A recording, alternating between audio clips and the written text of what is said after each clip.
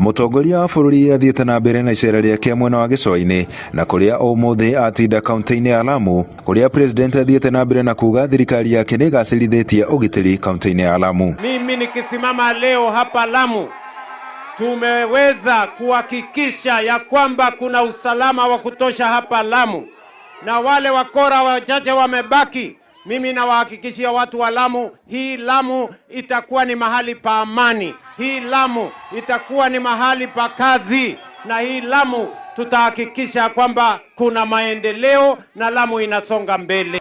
Mwingine anaweza asielewe maana ya kukosa amani, lakini sisi watu wa hapa tunajua adhabu ya kukosa nini? Amani. President agĩthiĩ na mbere na kũruta ciĩranĩro kũrĩ aikari a Lamu, akiuga thirikari yake nĩ ĩhotorete gũkinyanĩria mĩbango ya ũthii wa na mbere. Na msikuwe na wasiwasi na wale wengine watu wa ukabila na chuki na mambo ya migawanyiko, msijali na wao.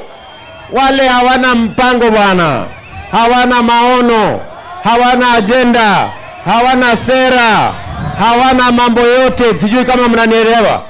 Barabara hawajui kupanga, hawajui affordable housing kupanga, hawajui chochote. Atongoria kuma gĩcũa-inĩ nao magĩtetera thirikari ya Ruto, makiuga nĩ ikinyanĩirie mĩbango mĩingĩ ya ũthii wa na mbere. Hapa Lamu hamna sababu nyingine ya kuunga mkono watu wanaeneza kabila.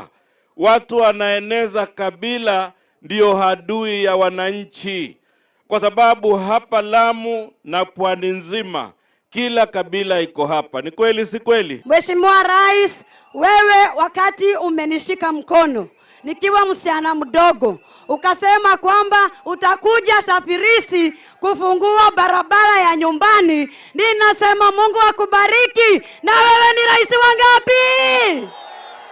Na ndugu zangu, nataka niwaambie hivi, yule ambaye ni rais, hata akiwa hana uwezo, hata awe ni kabila lako, lakini hana uwezo, utarauka, utampigia kura na barabara hutapata, maendeleo hutapata.